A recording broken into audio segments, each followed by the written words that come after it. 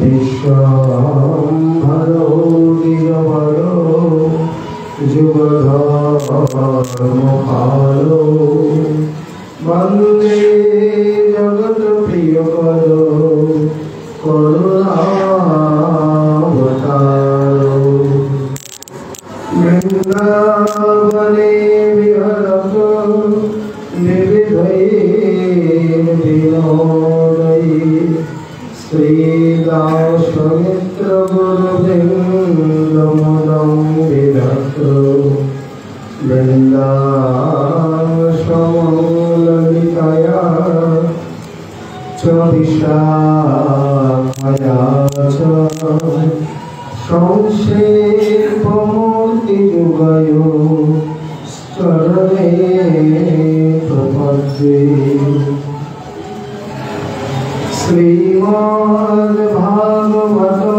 নমামি যস্যৈকস্য প্রসাদতঃ অজ্ঞাতানপি জানन्ति সর্বানপি সৎঘনিহিতচেতা স্তবুদস্কন্দভাব পতিতরুচিরলীলা কৃষ্ণসারস্তরীয়ম গতনত্র কৃপয়া যস্তত্রদীপং প্রদানম তমখিল বিজিলাঘ্নং বৈশ্বসূনতোষ্মে নমো ধর্মায় মহতে নমঃ কৃষ্ণায় বিধতে ব্রাহ্মণেভ্যো নমস্কৃত্য ধর্মাन् বক্ষ্যে সনাতনम् নারায়ণং নমস্কৃত্য নরং চৈব নরোত্তমং দেবীং সরস্বতীং ব্যাসং ততো জয়মুদীরয়ে या निष्ठानिखिलाभसंभसमनी स्पृष्टा बहुपावनी रोगाणाभिवन्दिता निरसनी सिक्तान्तपत्राशिनी प्रत्याशक्तिविदायिनी भगवत कृष्ण स्वसंगोपिता नस्ताच्चरणे विमुक्तिफलदा तस्मै तुलस्यै नमः जय रूप सनातन भक्त रघुना श्रीजीव गोपाल भक्त দাস রঘুরা এই ছয় গোসাইরে করি চরণ বন্দন যাহা হইতে বিঘ্ন নাশ অভীষ্ট পূরণ বাঞ্ছা কল্পতরুভ্যশ্চ কৃপা সিন্ধুভ্যৈব চ পতিতানাং পাবনেভ্যো বৈষ্ণবেভ্যো নমো নমঃ সহস্রতা বৈষ্ণবে চরণে নমস্কার সবে মিলি চরণ ধরি শিরে দাও আমার।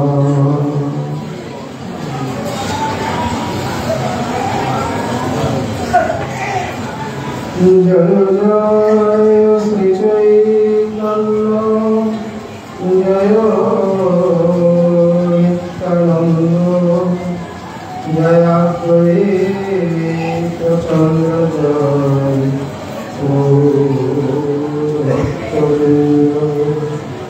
ভক্তগোষ্ঠী সহিত গৌরাঙ্গ জয় জয়।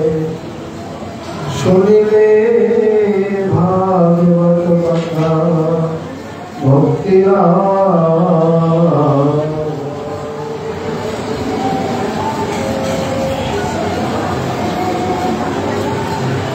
ভক্ত ভক্তি গুরু চতুর্নাম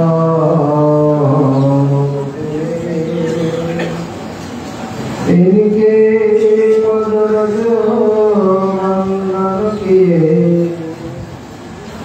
नाशक विघ्न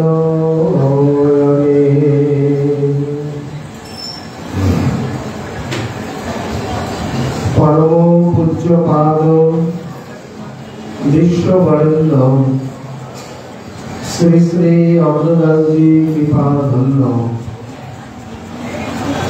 गोस्वामी श्री नारायण महाराज कृत तदीय अमर महाग्रंथ श्री श्री भक्तमाले मंगलाचरण प्रसंगे वर्णन करते गিয়ে বলছেন भक्त भक्ति भगवंत गुरु चतुर नाम बपुए इनके पदरज वंदन किए नाशक विघ्न महे।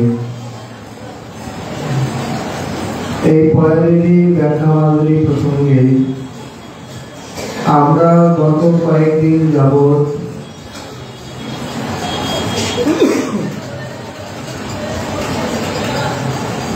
বৃন্দাবন কেশিঘাট ধরে পরম পূজ্য পাদ প্রাতঃস্মরণীয় বিদ্বান বরেণ্য পণ্ডিত শ্রীমৎ কৃষ্ণচরণ দাস বাবাজি মহারাজের পরম পাবন চরিত কথা শ্রবণ কীর্তন এবং আস্বাদন করে আসছে। শ্রী বাবাজি মহারাজ একান্ত অনুরাগে ব্রতে এসে উপস্থিত হলেন। এই স্থানে শ্রী মথুরা বৃন্দাবন ইত্যাদি দর্শন করতে করতে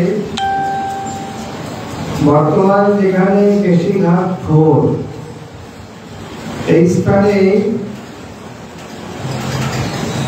অষ্টোত্তর শতশ্রী শ্রীমৎ কুঞ্জবিহারী দাস বাবাজি মহারাজের প্রতিষ্ঠিত শ্রী শ্রী প্রাণ গৌরাঙ্গ সেবা ট্রাস্ট বা সেবা সংস্থাপনা একাধারে প্রাণ গৌরের নিত্য সেবা সেই সঙ্গে মানে গৌর এবং গৌর ভক্তগণের একসঙ্গে সেবা অর্থাৎ বৃন্দাবনে বলতে গেলে সাধু সেবা আমাদের গৌড়িয়ার কয়েকটি মাত্র স্থান। কেশিঘাটে কেশিঘাট ঘোর মোরারি মোহন কুঞ্জ আর এদিকে ভাগবত নিবাস রমন ব্যক্তিতে। এছাড়াও ছোটখাটো রয়েছে কিন্তু বৃহত্তম সাধু সংস্থা বলতে তাদের নামই আগে আসে। তার মধ্যে কেশিঘাট ঘোর আর কাছে। এইভাবে তিনি বৃন্দাবন দর্শন করতে করতে সেইখানে উপস্থিত হন। সেই সময় শ্রীমৎ ভাগবত দাস বাবা মহারাজ ঠোরের মহান্ত তিনি প্রাণগৌর নিত্যানন্দের সেবা পরিচালনা করছেন। এই প্রকার একজন নবাগত যুবককে দেখি প্রভু ভীত কারণই যেন কাউকে চিনতে আর বিলম্ব হল না।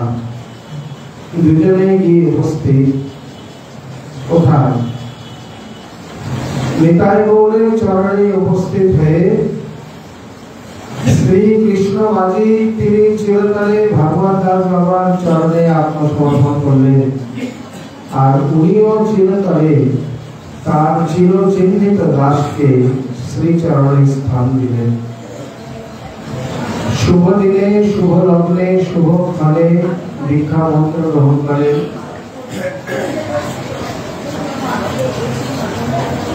এবং অল্প কিছুদিনের মধ্যে তার কাছ থেকে বৈরাগ্য বেশ গ্রহণ করলেন। নাম হলো শ্রীকৃষ্ণচরণ দাস। আগের নাম পরিবর্তন করলেন না। আগে ছিল শ্রীকৃষ্ণ মাঝি, এখন হলো শ্রীকৃষ্ণচরণ দাস।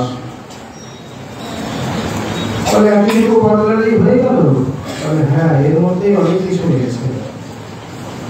এই দাস, এই পদবীটুকু কম নয়।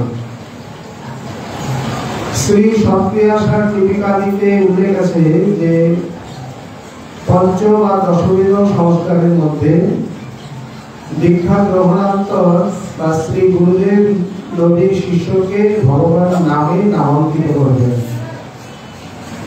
প্রভুর যে কোনো একটি সুন্দর নাম আর তার সঙ্গে দাস পদবী দিয়ে নাম সমর্পণ করবেন।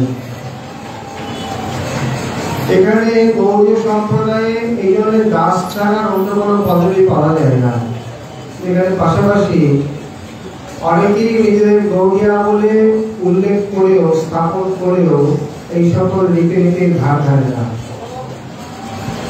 যদ্যপি সক্রিয়াসার গ্রন্থ গোপাল ভট্ট প্রভুর নামে লিখিত, কিন্তু এই গোপাল ভট্ট পরবর্তীকালে অন্য কেউ হবে।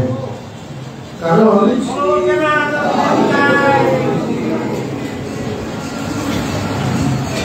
হরিদাস দাসজি তিনি একটা আশঙ্কা করেছেন যে এখানে ৬ গোস্বামী আদি ধ্যান আদি উল্লেখ আছে, সেবার উল্লেখ আছে।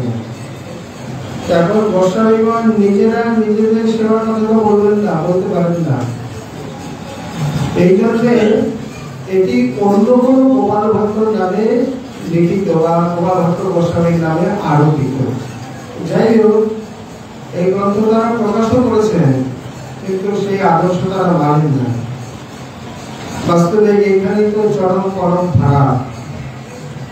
যেখানে পুরী, অরণ্য, তীর্থ, সাগর, পর্বত, ভারতী ইত্যাদি, এগুলো তো আচার্য শঙ্কর প্রবর্তিত দশনামী সম্প্রদায়ের উপাধি, যার চরমে গিয়ে সরস্বতী।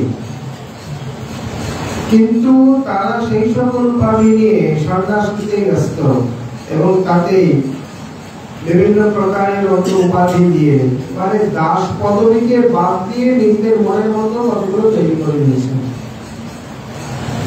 কিন্তু চৈতন্য চরিতামৃতে এবং সৎক্রিয়াসার টিপিকাদির মতে দাস পদবীর মতো পদবী হয় না।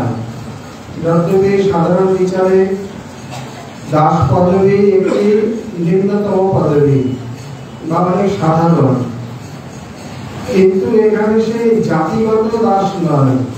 এই দাস শব্দের অর্থ আলাদা। দাস মানে কি? দাসী ধাতু দানে, তার উত্তরে ভাব আছে ঘন প্রত্যয় করলে হয় দাস। মানে যিনি নিজেকে ভগবত চরণে দান করে দিয়েছেন, সমর্পণ করেছেন, তিনি হলেন দাস। বাস্তবিক অর্থে তাই। ওরা নামে মাত্র এই প্রকার, কিন্তু এখনো সমর্পিত হতে পারেনি, যার জন্য দাস পদবী রাখতে তাদের সংকট বোধ হয়। আর বিশুদ্ধ গৌড়িয়া রূপ সনাতনের চরণাঙ্কিত যে গৌড়িয়া, তারা নিজেকে সমর্পণ করেই দিয়েছেন। এই জন্য দাস নামে তাদের কোনো আপত্তি নেই। তারা পৃথিবীর যেখানেই যাক, যত বড় মহারাজ মহান্ত যাই হোক, দাস বলতে, দাস লিখতে তাদের কোনো আপত্তি হয় না। এখানে শ্রী মহান্ত মহারাজ নাকি ব্যাকরণের উপাধি পরীক্ষা দিতে গেছিলেন। তার শ্রী গুরুদেব কুঞ্জবিহারীলাল বাবা বলছেন, তোমার উপাধি দিতে হবে না, তোমাকে যে উপাধি দিয়েছি সেই উপাধিটা আগে তুমি বহন করো, পালন করো। দেশাশ্রয়ের নাম হচ্ছে, আগের নাম ছিল শ্রী অমূল্যরতন সিংহ, দেশাশ্রয়ের নাম হচ্ছে শ্রী অনন্ত দাস। যে পদবী তোমাকে দেওয়া হয়েছে সেই পদবীটা আগে রক্ষা করো। এই সম্বন্ধে কবিরাজ গোস্বামী কি বলেন? অল্প করিয়া না মানিও দাস হেন নাম, অল্প ভাগ্যে দাস নাহি করেন ভগবান। আগে হয় মুক্ত তবে সর্ববন্ধ নাশ, তবে সে হইতে পারে শ্রী চৈতন্যের দাস। অর্থাৎ অল্প করিয়া না মানিও দাস হেন নাম, এই দাস শব্দটি, দাস পদটি অল্প করে করো না। আর অল্প বাক্যে দাস নাহি করেন ভগবান। শ্রী ভগবান অল্পেতে কাউকে দাস করেন না। ঠিকই তো, তার চরণে যে সমর্পিত হতে না পেরেছেন তাকে শ্রী ভগবান দাস করেন না। আগে হয় মুক্ত তবে সর্ববন্ধ নাশ, তবে সে হইতে পারে শ্রী চৈতন্যের দাস। বাস্তবিক চৈতন্য চরিতামৃতে আদি লীলায় ষষ্ঠ পরিচ্ছেদে শ্রী অদ্বৈত তত্ত্ব নিরূপণে কবিরাজ গোস্বামী যে কৃষ্ণ দাসত্বের ব্যাখ্যা করেছেন এবং স্থাপন করেছেন, জগতে তার তুলনা হয় না।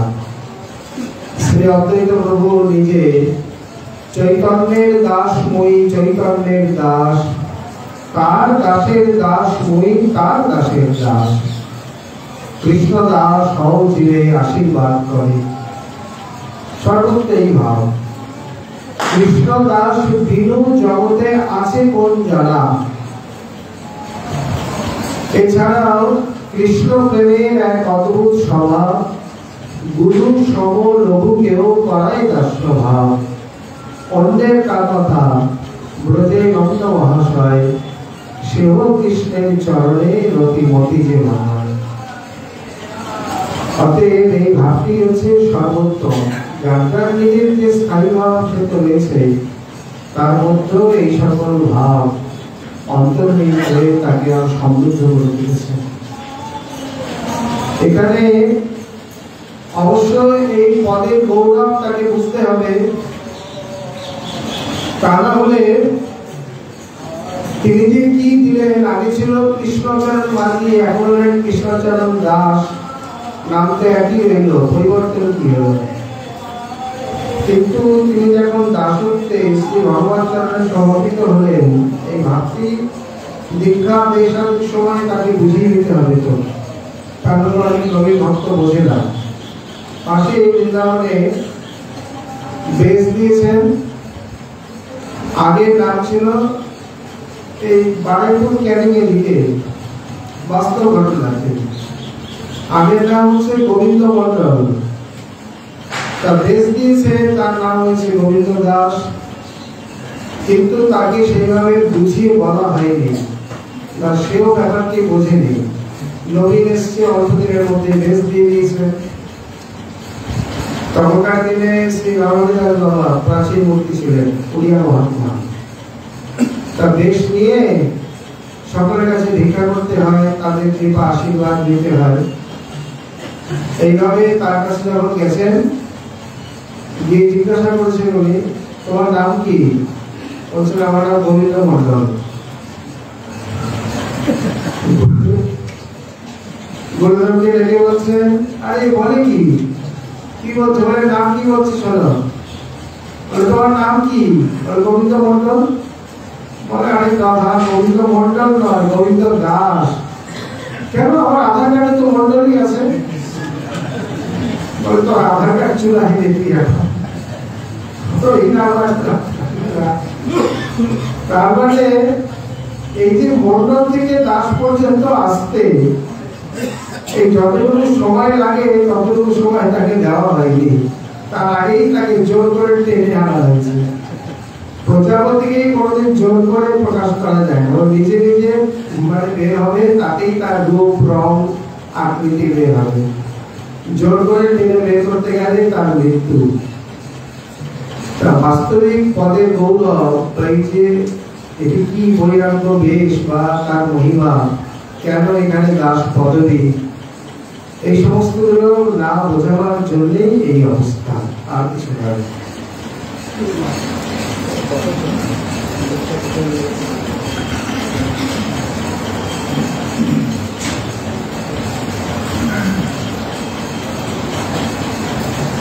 শ্রী ভগবান আচার্যগণ এমন ভাবে বিধি বিধান পদ্ধতি ইত্যাদি তৈরি করেন, গৌড়ীয় বৈষ্ণব সাহিত্যে শ্রী হরিদাস দাসজি এগুলোকে ধরেছেন। আচার্যের কাজ কি? সর্বতভাবে তাকে বিভাজিত পরিবর্তিত করা, নামে, স্বরূপে, দেশে, আচরণে, কার্যে, প্রসাদে, বাক্যে, শব্দেতে। পরিষ্কার করলেই তো হতো, লাভগুলো কেটে নিয়ে বৈষ্ণব জগতে ভাষা ব্যবহার হয় না, তাহলে লাভগুলো আমারিয়া করে নিয়ে বা বানিয়ে নিয়ে। কারণ আমারিয়া করা বা তৈরি করা আর কাটা ইত্যাদি শব্দের মধ্যে ভাবে অনেক ফারাক রয়েছে। প্রতিটি পদক্ষেপে প্রতিটি আচরণকে পরিবর্তন করা হয়েছে। কেন? যাতে সর্বতভাবে সেই বৈষ্ণবীয় মনোভাব বা সেই সাধনজনিত মনোভাব সাধকের মধ্যে জেগে ওঠে। কোন প্রকার কোন ভাষা, ভাব, আচরণ, বেশ, কথাবার্তা ইত্যাদিকে প্রশ্রয় দেওয়া হয়নি, যেগুলো ভাবের বিঘাত। তাতে এগুলোর গুরুত্ব রয়েছে। এই রূপে তিনি শ্রীকৃষ্ণচরণ মাঝি থেকে কৃষ্ণচরণ দাসে পরিণত হলেন। গুরুদেবের সঙ্গে আশ্রম সেবা করেন। প্রথম অবস্থায় আশ্রমের সেবা করা উচিত, এতে চিত্ত শুদ্ধ হয়। শ্রী সত্যদাসজি তিনিও চিঠিতে বারবার এই প্রকারে লিখেছেন। এখন অনেকে বলবেন তাদের আশ্রম মঠ মন্দির রয়েছে, এগুলো তো চালাতেই হবে। বলছে না, সেই জন্য নয়। আজ তুমি আসো বলে চলছে, তাহলে চলবে না, আগে কি চলতো না তা নয়। তাতে আমরা মাঝে মনে করি যে এই প্রকার। আমাকে মহারাজজি খুব তিরস্কার করেছিলেন, মানে পরম গুরুদেবের উৎসবে একটু সেবা কাজে অবহেলা করেছিলাম। পরে মহারাজজি বলছেন, তুমি যখন আসনি তখন আমি আমার গুরুদেবের উৎসব করিনি। মানে তুমি মনে করো না যে তুমি সেবা করছো বলে সেবাটা হবে, তাহলে হবে না। সেই জন্য বলে দিলেন যে তুমি যখন আসনি তখন আমি আমার গুরুদেবের উৎসব করিনি। বাস্তবিক কাজ এটা দুদিকেই শিক্ষা লাভ হয়। একদিকে সেবকের অধীন না হওয়া, দ্বিতীয়ত তারও শিক্ষা যে সে যদি অভিমানে মনে করে যে আমি ছাড়া চলবে না, আমি ছাড়া উনি পঙ্গু, আমি ছাড়া সেবা অচল, তার এই অভিমান তো প্রথম থেকেই নাশ করা হয়। অতএব ইনিও গুরুদেবের সঙ্গে সেবাতে হাত বাড়াতে মানে অংশগ্রহণ করতে লাগলেন। গুরুদেবের আজ্ঞায় হোক বা নিজের পূর্বজন্মের সংস্কারে মনে করলেন পড়াশোনা অধ্যয়নের কিছু প্রয়োজন আছে। এখন এই নিয়ে আমাদের সম্প্রদায়ে আমার অনেক দ্বিমত, যতদিন বর্তমানে এই মতের অনেক পরিবর্তন ঘটেছে।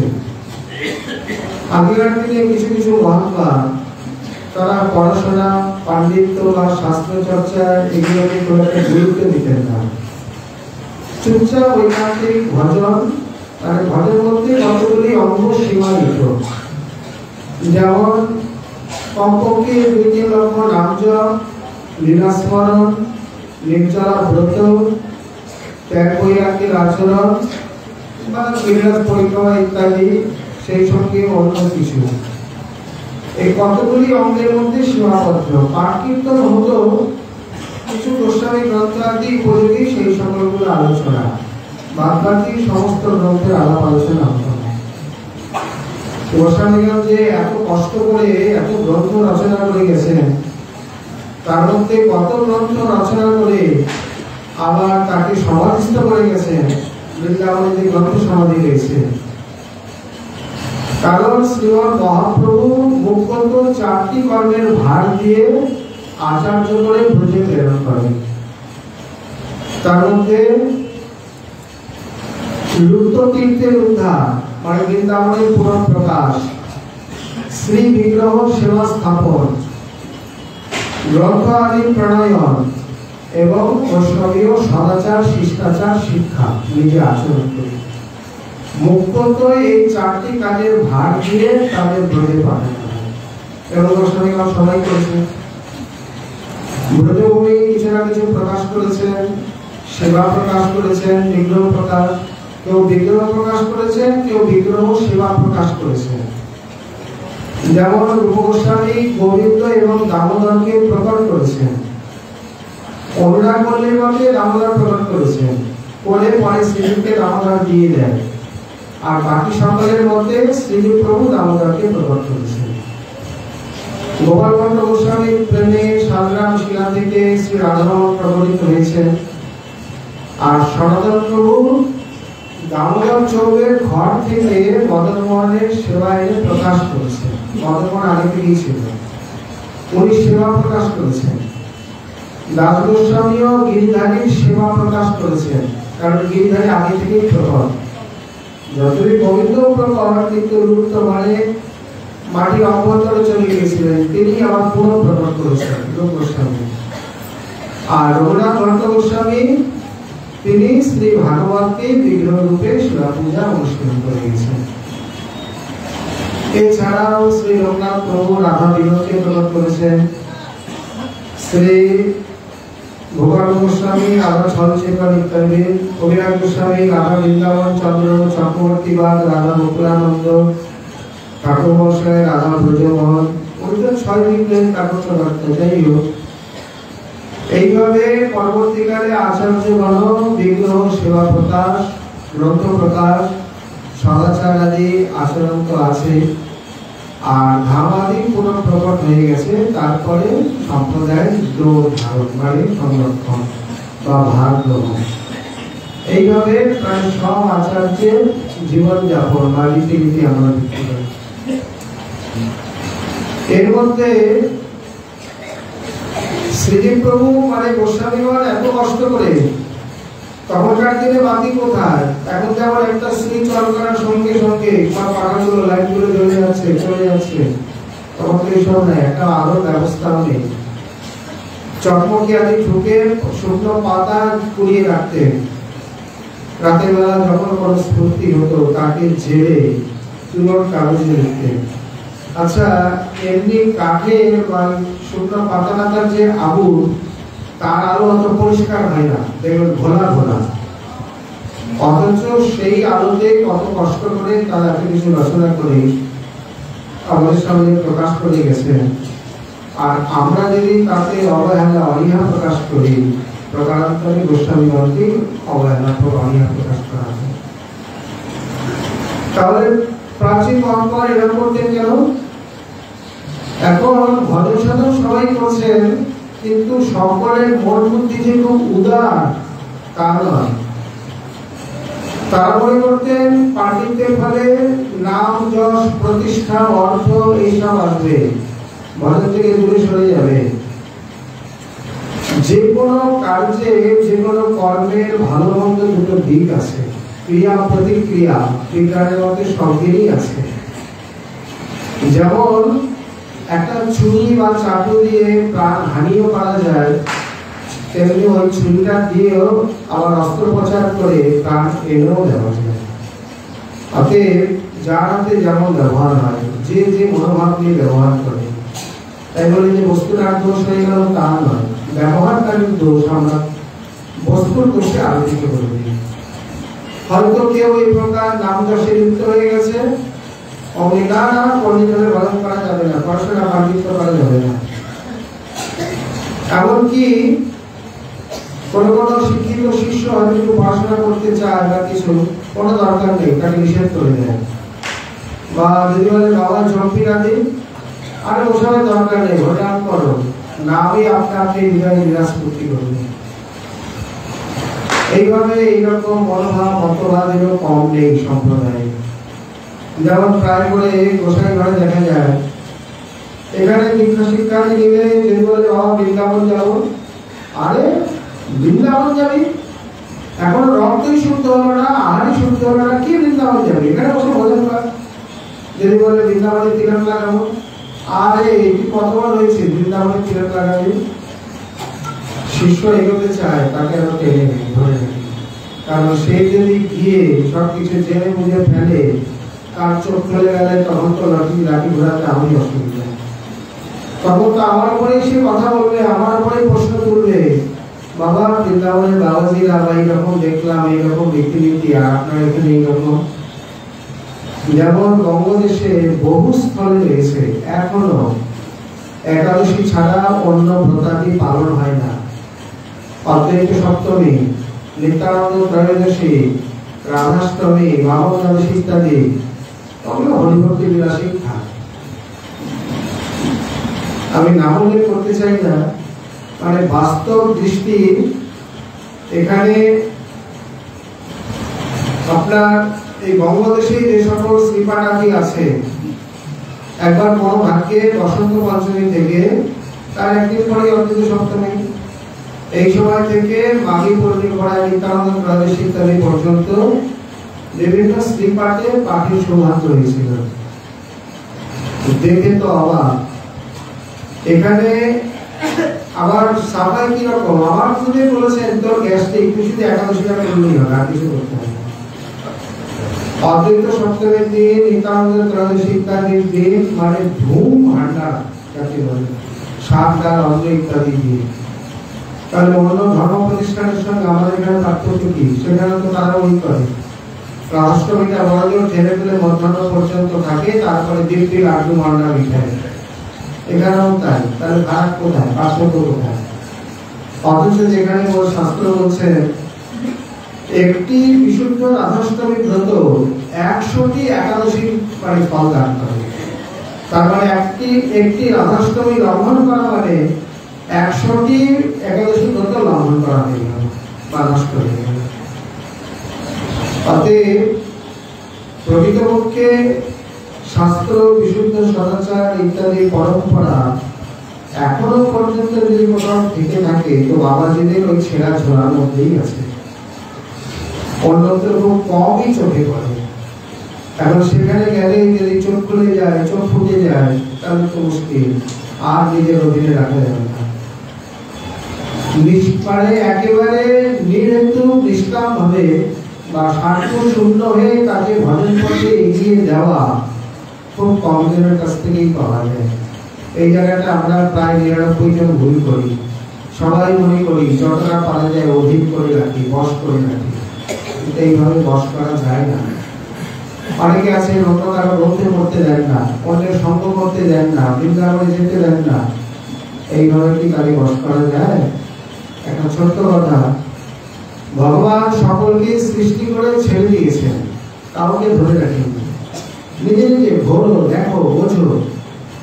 তুমি যখন নিজে এসে আমার কাছে বশীভূত হবে তখনই আমি করবো, আমি জোর করে তোমাকে করবো না।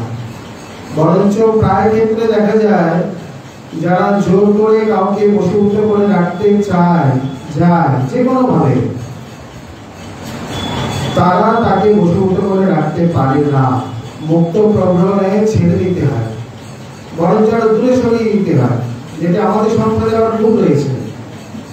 আগেকার দিনের মহাত্মার কাছে এলে না না আমার কাছে না, ওনার কাছে যাই না, আমি জানি না, আমার কাছে কিছু নেই, উপেক্ষা ভিত্তি, উপেক্ষা করতে। তাতে গিয়ে বাবাদের আরো শ্রদ্ধা বাড়ত এবং আরো অধিক অনুরাগী তার কাছে আসতে।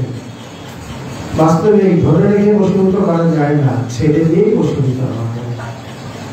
এইভাবে গ্রন্থাদি অনুশীলনের ব্যাপারে অনেক অনেক দ্বিমত ইত্যাদি রয়েছে, কিন্তু প্রকৃতপক্ষে যদি নিরপেক্ষ বিচার করা যায়, শিক্ষা যেখানে সকলের মেরুদণ্ড, জাতির মেরুদণ্ড, যেখানে শিক্ষা নেই, তা সেই জাতি বা সেই সমাজ, সেই গোষ্ঠী কতদূর উন্নত, কি জাতীয় মনোভাব পোষণ বা তাদের অগ্রগতি হতে পারে, সম্ভবপর নয়। অন্তত ভগবান এই প্রকার দেখাননি, নিষ্কিঞ্চন পন্থা দেখিও। বিষ্ণু পুরাণের মতে মুনিগণকে, ঋষিগণকে বেদ দিয়ে বলছেন মনুষ্য জাতির জন্য আমার পক্ষ থেকে এটি শ্রেষ্ঠতম উপহার। কেবল শ্রেষ্ঠ নয়, শ্রেষ্ঠতম। কি বেদ মানে কি? বেদ মানে জ্ঞান। তাহলে ভগবান জ্ঞান দান করলেন। শ্রীমৎ মহাপ্রভু অন্নপ্রাশনের সময় অন্য কিছু না ধরে ভাগবতকে দু হাতে বুকে তুলে নিলেন এবং যার আদর্শে পরবর্তীকালে গোস্বামীগণ ভাগবতকে বুকে নিয়ে ব্যাখ্যা করে গেছেন। মহাপ্রভু মুখে বলছেন কান্তা করুণাধারী মোর কাঙাল ভক্তগণ, বৃন্দাবনে আইসে যদি করিব পালন। সনাতন প্রভুকে যখন এই আজ্ঞা করলেন, তাহলে সনাতন প্রভু আবার গ্রন্থাদি কেন লিখতে গেলেন? উনি কতগুলি মঠ মন্দির করে দু চারটে শেখ সাহুকার নিয়ে সেখানে 10 বস্তা চাল ডাল দিয়ে সবসময় তৈরি থাকতেন, যখনই যে আসতো তাদের পালন পোষণ করতেন। কিন্তু পালন পোষণ মানে কেবল অন্ন বস্ত্র দিয়ে রক্ষা করাই পালন পোষণ নয়। প্রকৃত পালন পোষণ কিভাবে করতে হয়, করা উচিত বুঝে শুনেই সনাতন প্রভু সেই পন্থাগুলোকে অবলম্বন করেছিলেন। বরঞ্চ সঞ্চয়ের দিকে বিন্দুমাত্র যায়নি, ওটা একমাত্র সুবুদ্ধিরাই করতেন। কেউ যদি পায়ে হাঁটি যায় বৃন্দাবন, যদি ভাতে করে তার কত দূর পরিশ্রম। পায়ে হেঁটে প্রায় 3 মাসের মতো লাগলো। এত দূর পায়ে হেঁটে এসছেন, রাস্তায় কোথায় খাওয়া কোথায় জল। উনি মন্দিরার বাড়িয়ার কাছে কিছু অর্থ গচ্ছিত রাখতেন। গৌড়িয়া বা কেউ এলে তাকে আগে দই ভাত খাওয়াতো, ক্লান্তি দূর হতো। টকে প্রচুর প্রোটিন রয়েছে। আর সেই সঙ্গে মর্দনিয়া 2-4 জন মল্লকে রাখা থাকতো, তেল মালিশ করে গায়ের শরীরের ব্যথা পরিশ্রম এগুলো দূর করে দিত। এই 2 ধরনের সেবা করতেন বাইরে থেকে যারা আসতেন। কিন্তু রূপ সনাতন রঘুনাথ ইত্যাদি কোথাও এই প্রকার কোন আশ্রয় বা কিছু করেননি। তো তাহলে তাহলে কিভাবে পালন পোষণ করে গেছেন? মহাপ্রভুর আজ্ঞা কিভাবে পালন করে গেছেন? আমরা যেটা বলছি এটা হচ্ছে দৈহিক পালন পোষণ, আর ওনারা প্রভুর আজ্ঞা যেটি করে গেছে সেটি হচ্ছে আত্মিক পালন পোষণ। প্রকৃতপক্ষে ভজন, ভক্তি, বৈরাগ্য ইত্যাদি কিভাবে পুষ্ট হবে, রক্ষিত হবে, এবং কিভাবে জীব নিত্য দাস এই দুঃখের সংসারে এসে পড়েছে তার থেকে মুক্তি পেয়ে চির নিত্যানন্দের চরণে চির নিত্য প্রেমানন্দ প্রাপ্ত হবে, প্রেম সেবা লাভ করবে, তার উপায় সব নিরূপণ করে গেছে। কোন দৈহিক উপায় না, সম্পূর্ণ আত্মিক, আত্মসম্বন্ধীয়, চিৎ সম্বন্ধীয়। অতএব তাহলে তাদের যে পদ্ধতি, তার মধ্যে একটি পদ্ধতি হচ্ছে গ্রন্থ প্রদান, গ্রন্থ সেবা। রূপ গোস্বামী বৃন্দাবনে যখন অবস্থান করতে, এখানে প্রতিদিন ভাগবতের সভা হতো, মানে পাঠ কীর্তন হতো। যে সভাতে শ্রী রঘুনাথ ভট্ট গোস্বামী ছিলেন ভাগবতের বক্তা। রূপের সভায় করেন ভাগবত পঠন, অপূর্ব বিগবিন্দি কণ্ঠ, এক শ্লোক পাঠে ফিরায় 3-4 লাখ। আমরা অনেক কিছুই ভুলে যাই বা নতুন করে কিছু করলে লোকের কটাক্ষ করতে হয়। এখানে তিনি শ্লোকিতে পাঠ করতে বসে রাগলাগিলি সহকারে বলছেন, আর এখন কেউ বলতে গেলে সেখানে আমরা কটাক্ষ করি। একটা শ্লোকের সাধারণত 4টি অংশ থাকে বা 4টে পাঠ, কোন জায়গায় অষ্টপাঠ, স্বরপাঠ ইত্যাদি হয়। যেমন অষ্টম ছন্দের একটা শ্লোক, কৃষ্ণায় বাসুদেবায় হরে পরমাত্মনে প্রণত ক্লেশ নাশায় গোবিন্দায় নমো নমঃ। এখানে 4টি পাদ রয়েছে। কৃষ্ণায় বাসুদেবায় প্রথম পাদ, হরে পরমাত্মনে দ্বিতীয় পাদ, প্রণত ক্লেশ নাশায় তৃতীয় পাদ, গোবিন্দায় নমো নমঃ চতুর্থ পাদ। এইবার এই শ্লোকটি পাঠ করতে গিয়ে তিনি 4-4টি রাগ এরকম আলাপ করে নিলেন। চিন্তা করা যায় কোন সঙ্গীতজ্ঞের দ্বারা সম্ভব না অন্য কারো দ্বারা সম্ভব? কৃষ্ণায় বাসুদেবায় এতটুকু শব্দে কতটুকু রাগ উচ্চারণ করা যায়? অথচ করছেন। এমন অভিজ্ঞ বা এই প্রকার সঙ্গীতজ্ঞ ছিলেন। বাস্তবিক ওদিকে রসমঞ্জরি রসের পাতা, তাই প্রকার যদি রস প্রকট করতে নাই পারলো বা নাই হলো, তাহলে রসমঞ্জরির নামে সার্থকতাই বা কোথায়? অতএব তখনকার দিনেও তাদের ভাগবত অনুশীলন হতো, নিত্য ভাগবত পাঠ হতো। রামকৃষ্ণ পণ্ডিত বাবা এত বড় সিদ্ধ পুরুষ, তিনিও দাউজি বাগিচাতে দীর্ঘ নিত্য নিয়ম করার পর বিকাল 2-3 পর উঠে স্নান শৌচাদি করে আবার বিকালে পাঠে বসতেন। এদিকে পাঠও শেষ, ঠাকুরের একটু ধূপ দ্বীপ দেখিয়ে সন্ধ্যায় বাড়ি করে বেরিয়ে গেলেন। এইভাবে ছিল তাদের জীবনযাপন। রমেশ বাবার এখানে এখন এই নিয়মই দেখা যায়। বিকালে এমন সময় ঠিক পাঠ শুরু হয়, 1.25 ঘন্টা পাঠের পর ওইখানে সন্ধ্যার সময় হয়ে আসে। গহমার মন থেকে যারা শ্রীজির আরতি দেখবেন মন্দিরে চলে গেলেন, আর 2-4 ছাত্র বিদ্যার্থী তারা মাধবপুরী চলে গেলেন। একসঙ্গে 20-25 জনের মাধবপুরী নিয়ে চলে আসে। এই রূপে এই সকল রীতিনীতি আমরা যেখানে দেখতে পাই, তাহলে সেখানে শিক্ষা কেন লাভ করে যাবে, বা গ্রন্থ অনুশীলন, গ্রন্থ চর্চা কেন লাভ করবে? শ্রীদেব প্রভু কি খেয়ে দিয়ে কাঁদছিল না? তাহলে তিনি হরিনামামৃত ব্যাকরণ করে গেলেন। আমাদের সম্প্রদায়ে কতগুলি লক্ষণ গ্রন্থ, যে গ্রন্থগুলি কোনোদিন পাঠ হয় না কিন্তু প্রতিনিয়ত লাগে।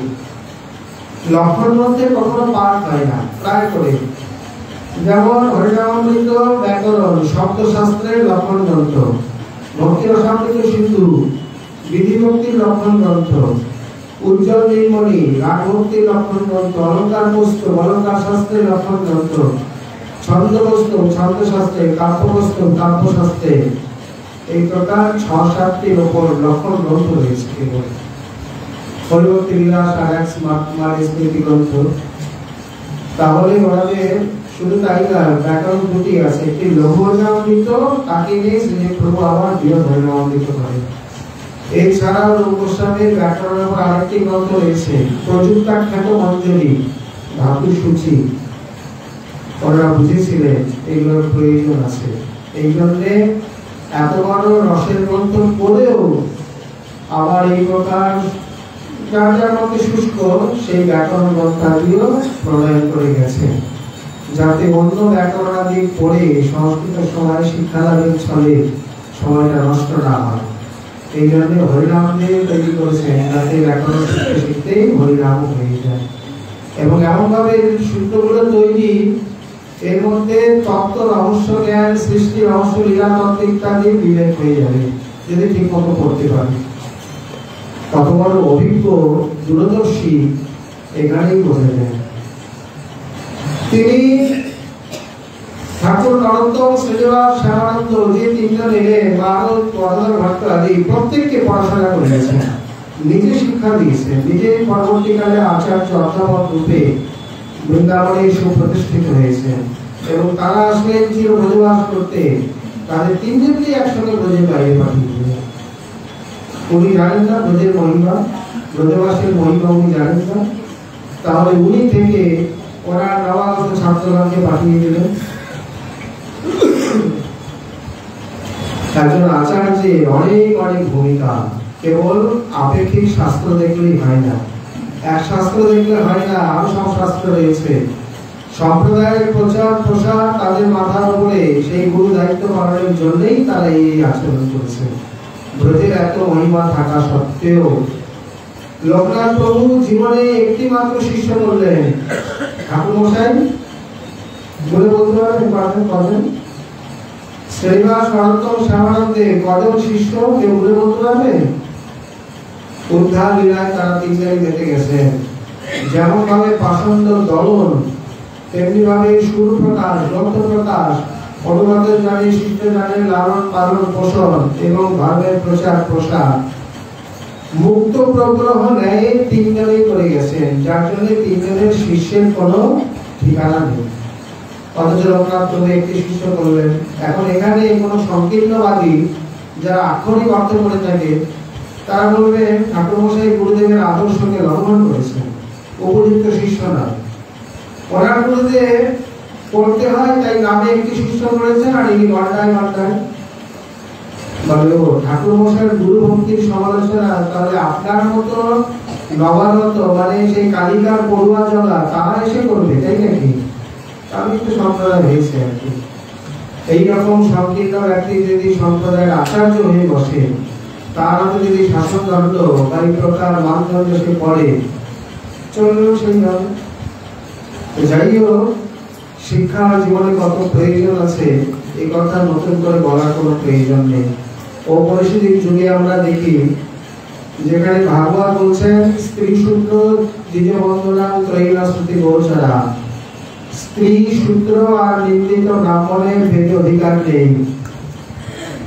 অথচ ঔপনিষদিক যুগে কমপক্ষে 20 জন নারী ঋষির উল্লেখ পাওয়া যায়, যারা পিতামাতা বা গুরুকুলে পড়াশোনা করেছেন, ঋষিগণের সঙ্গে একই কক্ষায় শাস্ত্র চর্চা করেছেন, যেমন গার্গী এবং যাজ্ঞবল্ক্য। গার্গী, মৈত্রী, লোপামুদ্রা, অপালা, শ্রদ্ধা ইত্যাদি আমরা কমপক্ষে 20 জন নারী ঋষির উল্লেখ পাই। এবং সেখানে ডক্টর ভৌমসেন খুব সুন্দর লিখেছেন, বাস্তবিক সব কথা সব দিকে অর্থ বললে হয় না, উনি কোন দৃষ্টিভঙ্গিতে বলেছেন সেটা আগে বুঝতে হবে। যেখানে পিতামাতা মানে সন্তানের 80 থেকে 90% শিক্ষা মায়ের বলে হয়, তাই তো? পিতা কতক্ষণ সময় দিতে পারে, পিতা কতক্ষণ থাকে? ছোটবেলায় যে নৈতিক শিক্ষা, আক্ষরিক শিক্ষা, যেমন বড়দের বিদ্যাভূষণ, তার ব্যাকরণ যে ডিগ্রি কোর্স মায়ের বলে বলেই সেটা হয়ে গেছে। তার মা তার কত বড় বিদুষী ছিলেন। যেখানে সন্তানের 80 থেকে 90% শিক্ষা মায়ের বলে, সেই মা, সেই স্ত্রী জাতি যদি অশিক্ষিত হয়, তার মানে কি? তার সন্তান অশিক্ষিত, তার মানে পুরো সমাজ অশিক্ষিত। এক কথার প্রভাব কতদূর পর্যন্ত যায় কে বলতে পারে? সমুদ্রের একটা তরঙ্গ, তার প্রভাব সেই ঢেউটা কতদূর পর্যন্ত যায় কে বলে বলতে পারে? অতএব এই প্রকার বিধিবিধান নয়, অর্থগুলোকে বুঝতে হবে। এখানে ইত্যাদি নানাবিধ কারণে তিনি সংস্কৃত পড়তে ইচ্ছা করলেন। রমণীতে যে সংস্কৃত বিদ্যালয় আছে সেখানে গিয়ে পড়াশোনা করতে থাকেন। কার মাথা কোন দিকে যে খোলে কে জানে। কেউ কেউ আছে ব্যবসা বাণিজ্য কাজকর্ম বোঝে না, কিন্তু পড়াশোনা একেবারে দুর্দান্ত। কেউ আছে আর পড়াশোনা বোঝে না, কিন্তু জাগতিক বিদ্যা আমরা ব্যবসা বাণিজ্য, বিক্রি, ইত্যাদি, চাকুরি এইদিকে খুব ভালো বোঝে, এদিকে মাথাটা খুব খেলে। পণ্ডিতজি মহারাজের পড়াশোনার দিকে খুব মানে উন্নত মস্তিষ্ক। এমনি গৃহকর্ম, সাংসারিক কর্ম এই সবগুলো তখন অভিজ্ঞ না হলেও এমন চমৎকার প্রতিভা মানে বিদ্যা, মেধা, অল্পদিনের মধ্যে ব্যাকরণের উপাধি পরীক্ষায় প্রথম স্থান নিয়ে পাশ উত্তীর্ণ হলেন। এই সময় জীবনের গতি একটু অন্যদিকে মোড় নেয়। কিরকম? একটা আন্দোলন এসে উপস্থিত হয়। আন্দোলন বলতে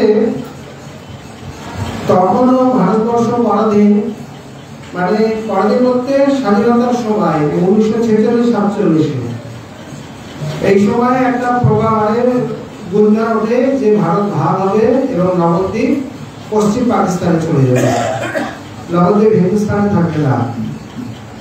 এখন এই নিয়ে সাধু সমাজের তুমুল আন্দোলন চলে এবং করোনা ইত্যাদি বিচার বিমর্শনা খুবই হয়েছিল সেই সময়। এটা বাস্তব ঘটনা, যারা ওই সময়কার ইতিহাস পড়েছেন বা দেখবেন। এবং এই আন্দোলনের ঢেউ শুধু বিপ্লবী সমাজে নয়, বিরক্ত সাধু সমাজে বৃন্দাবন পর্যন্ত উঠেছিল। তাদের মধ্যেও সত্যি তো ধামদিদি নবদ্বীপ যদি পাকিস্তানে চলে যায় তাহলে কি হবে? এর বিরুদ্ধে প্রতিবাদ, সরব প্রতিবাদ করার জন্য বৃন্দাবনে অমৃতময় মন্দিরে একটি সম্মেলন ডাকা হয়। যে সম্মেলনে তখনকার দিনের মহান্ত নন্দগামের সিদ্ধশ্রী নিত্যানন্দ মহারাজ ইত্যাদি তৎকালীন ব্রজমণ্ডলের আরো যত মহাত্মা, মহাপুরুষ, বিরক্ত পুরুষ ছিলেন সকলে একত্রিত হয়েছেন। আর উনি দেশিঘাটে উনি এসছেন, বিরাট সভায়।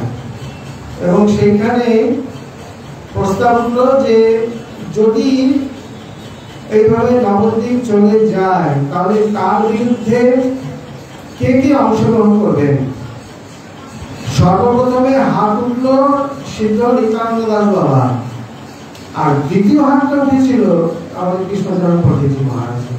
মানে ওনার হাত ওঠার সঙ্গে সঙ্গে, যতদিন উনি কিন্তু সেই রকম পূর্বাস্ত্র উচ্চ শিক্ষিত নয়, না হলেও বিপ্লবের সেই ঘাত প্রতিঘাত ইত্যাদির সঙ্গে হয়তো কিছুটা হলেও যুক্ত ছিলেন। যেমন কুঞ্জবিহারীদাস বাবা মহারাজ, উনিও শিক্ষক জীবনে গান্ধীজির অসহযোগ আন্দোলনে যোগদান করেন এবং তার জন্য কারাবাসও বরণ করেছেন, জেলেও যেতে হয়েছিল। তখনকার দিনে অনেক মহাত্মাই গেছেন।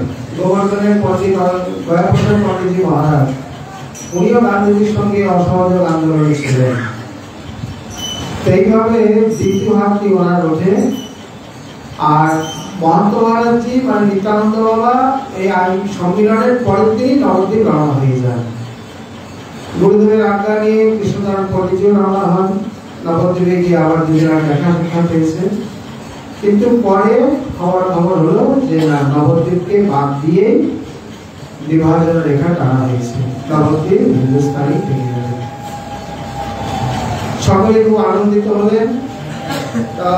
নিত্যানন্দ বলছেন, আমি যখন এতদিন এসেছি তাহলে একটু আমি গোপীনাথপীঠ দর্শন করেই যাবো। ওনাকে বললেন, তুমি তো নতুন করে গেছো কোনোদিন? বলছেন না।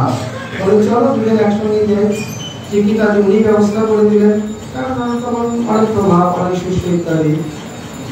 এইভাবে পণ্ডিতের সঙ্গে মহাত্মা মহারাজের সঙ্গে উনি কোথায় গম্ভীরাপীঠে গিয়ে উপস্থিত হন। গম্ভীরাপীঠ দর্শন করে পরে যখন নিত্যানন্দ চলে আসছেন, উনি আর এখানে আসলেন না। উনি পুরীতে সদাশিব মহাবিদ্যালয়ে, সদাশিব কলেজে সেখানে নম্বর নেয় পড়তে শুরু করলেন। কিভাবে? গম্ভীরাপীঠে থেকে। গম্ভীরায় সেই সময় তার যা দিনচর্চা, তিনি গম্ভীরাতে ঝাড়ুবল ইত্যাদি করতেন, যা পারতেন সেবা করতেন। উড়িষ্যাতে একটা খুব সুন্দর নীতিনীতির প্রচলন আছে, যেটা আমাদের এখানে অতটা নেই। বৃন্দাবনে কিছুটা আছে, আমাদের গোবর্ধন রাধামোহন বাসনায় তেমন দেখা যায় না।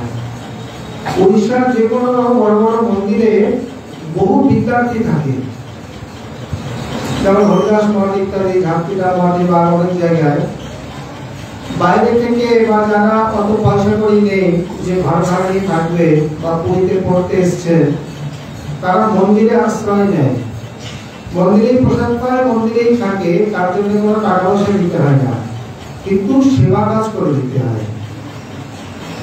আপনার টোটাল অভিনতেও প্রচুর বিদ্যার্থী রয়েছে, এবার এই পাশে যে বাগানে থাকে। এখন মন্দিরে তো সেবক দরকার, তা সেই স্থানে তারা পরিবেশন, ঝাড়ু, সবজি আনানি, অন্যান্য সেবা কাজ ইত্যাদি করে দেন। আর তার বদলে মন্দিরে থাকে এবং প্রসাদ পান। একদিকে দুই কাজ হয়ে যাচ্ছে। এদের পড়াশোনাও সুষ্ঠুরূপে চলছে, পড়াশোনার সঙ্গে সঙ্গে ভক্ত জীবন, সাধুবানের সঙ্গে ওঠা বসা, সদাচার ইত্যাদি শিক্ষা হয়ে যাচ্ছে। আর সেই সঙ্গে এদিকে তাদেরও মন্দিরে সেবা কার্য, সেবক জুটে গেল, তারাও সুন্দর মন্দির চালাচ্ছে। এটি আমাদের এখানে অতটা প্রচলন নেই। যাই হোক, উনি মন্দিরের সেবা কাজ ইত্যাদি যা পারতেন করতেন। আরেকটি সেবা উনি নিজে বেছে নিয়েছিলেন, সেটি হচ্ছে ঝাড়ু প্রদান। বিশেষ করে যে কোনো ধামে, শ্রীপাঠে, তীর্থস্থানে, যে কোনো মহাত্মার কুটিরে বা আশ্রমে ইত্যাদিতে গিয়ে এই ঝাড়ু সেবা এমনই একটি মহত্তম, গুরুত্বপূর্ণ এবং শক্তিশালী সাধন বা সেবা, যাকে ভাষায় ব্যক্ত করা যাবে না। এর দ্বারা বহু কিছু লাভ হয়। একদিকে যেমন নিরভিমানিতা, ধামের রজমানার অনায়াসের প্রাপ্তি, মুক্তি কহে গোপাল সো মেরো মুক্তি বাতাও, ব্রজরজ উল মস্তক লাগে মুক্তি মুক্ত হয়ে যায় বলে একটা প্রবাদ রয়েছে। প্রবাদটা সত্যি। মুক্তিপদ ভগবানকে এসে বলছেন, আমি তো জগৎ জীবের সকলের মুক্তি দান করি, আমার মুক্তি হবে কি করে? বাস্তবে মেঘ সকলকে জল দান করে, মেঘ বলছে আমার পিপাসা মিটবে কি করে? তারও পিপাসা লাগে। তো মুক্তি সকলকে মুক্তি দান করছে, মুক্তি হবে কি করে? ভগবান বললেন, তুমি এক কাজ করো, ব্রজে যাও, বা ব্রজের এই ধূলিকণা যদি কখনো উড়ে এসে তোমার মস্তকে পড়ে, শিরভূষণ হয়, তাহলে তোমার উদ্ধার হয়ে যাবে। মুক্তিদেবী বিচার করলেন, কবে ব্রজের ধূলি উড়ে এসে পড়বে? তা আমাকে তো ব্রজে যেতে হবে, নাকি বৃন্দাবন থেকে উড়ে উড়ে আমার জন্য আসবে? দরকার নেই। উনি এটি জানার পর, যেমন উদ্ধব মহাশয় যেমন বিদুরকে বললেন, আমি এখন ভগবান বিরহে কাতর, সমস্ত কথা বলতে পারবো না, যতটা পারলাম বললাম, বাদ বাকি মৈত্রীর সঙ্গে কখন দেখা সাক্ষাৎ হলে তার কাছে শুনে নেবেন। বিদ্যুৎ মহাশয় বিচার করলেন প্রয়োজনটি আমার, তার সঙ্গে কবে কোথায় দেখা হবে, কি দরকার, আমি নিজেই তার কাছে যাই। উনি ঘুরতে ঘুরতে মন্ত্রীর কাছে উপস্থিত হলেন। তেমনি মুক্তি দেবী স্বয়ং বৃন্দাবনে এসে এখন ব্রজরাজ মস্তকে লাগবে কি করে, কতবার গড়াগড়ি দেওয়া যায়, হাতে নিয়ে লাগানো যায়। উনি তখন একটা সুন্দর সেবা বেছে নিলেন, ব্রজভূমিকে ঝাড়ু দান করা, মানে ঝাড়ু প্রদান, মার্জন করা। ঝাড়ু দেওয়া এমন একটি সেবা, ইচ্ছা অনিচ্ছা সত্ত্বেও সূক্ষ্ম সূক্ষ্ম ধুলি মারা উঠতে থাকবে, নাকে মুখে চোখে মাথায় এখানে আসবেই আসবে। এইভাবে মুক্তি দেবী স্বয়ং ব্রজ বৃন্দাবনে ঝাড়ু সেবা করতে লাগলেন। আর অনায়াসে শুধু মস্তক কেন, সর্বাঙ্গ ব্রজরাজে ভূষিত হয়ে অন্যের কথা তুলে থাক, স্বয়ং এখানে ব্রজরাজ নন্দন তিনি পর্যন্ত जगत महारानी श्री राधिका अष्ट सखिन के झूम जगत गुहानंद सावरो जय जय राधा कुंड। এখানে বৃন্দাবনে রাধাকুণ্ডে শুধু বিকলতা বিনোদিতান তার হস্তে রূপিত সিঞ্চিত নয়, রাধাকুণ্ড শ্যামকুণ্ডকে তিনি নিজে হাতে, বিশেষ করে রাধাকুণ্ডকে নিজে হাতে ঝাড়ু বহানি করেন। জগৎ গুহানন্দ, জগৎ মানে রাস্তা, পথ, গলি, সাবর গুহার মানে ঝাড়ু বহান করা, ঝাড়ু দেওয়া। জয় জয় রাধা কুণ্ড।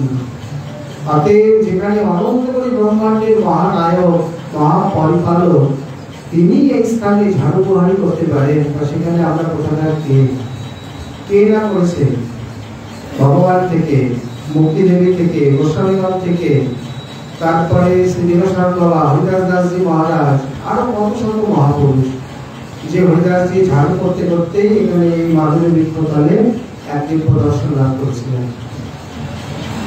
বর্ষারাতেও যদি কেউ কোনদিন মন্দিরে ঝাড়ু দিতে চান, একটা সুন্দর সময় আছে, সন্ধ্যা আরতি হয়ে যাবে, সন্ধ্যা আরতির পর প্রায় 30-40 মিনিট ধরে লম্বা স্তুতি হয়, খুব জোর করে, রাধা কৃপাকটাক্ষ স্তোত্র সম্পূর্ণ আর অন্যান্য স্তুতি।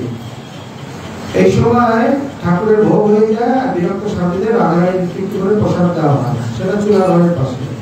যারা মাদুরী যাবেন তারা বেরিয়ে আসেন, প্রায় দর্শনার্থী চলে গেলেন, স্তুতি হয়ে গেল, মন্দির একেবারে ফাঁকা, কেউ নেই। ওই সময় পুরো নাট মন্দির ঝাড়ু দেওয়া হয়।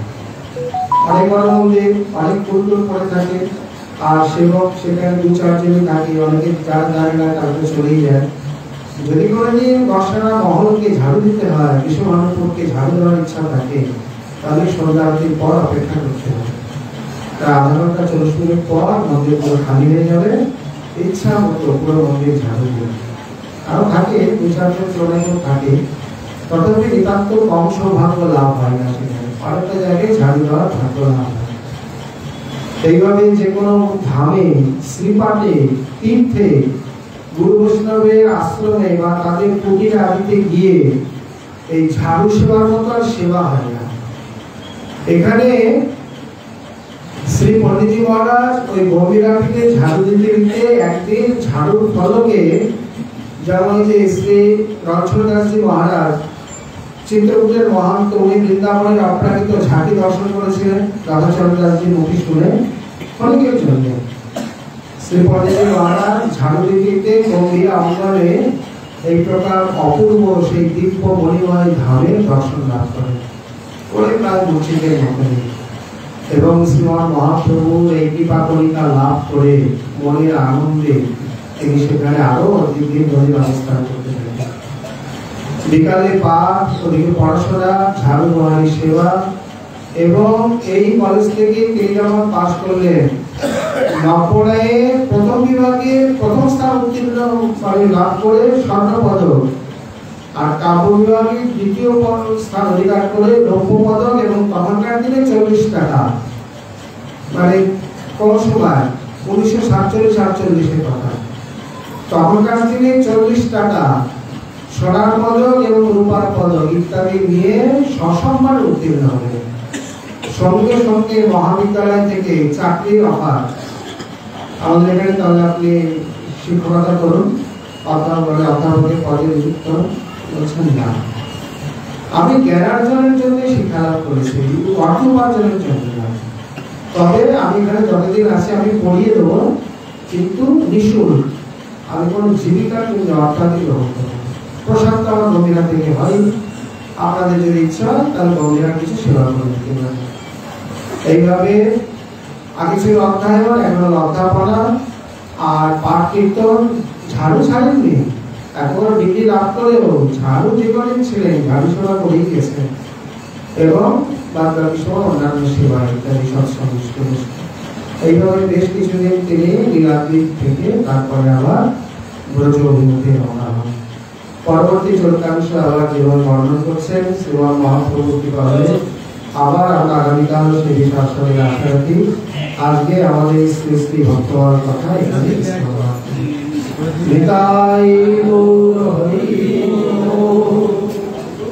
সকলের প্রসাদ নিয়ে যাবেন।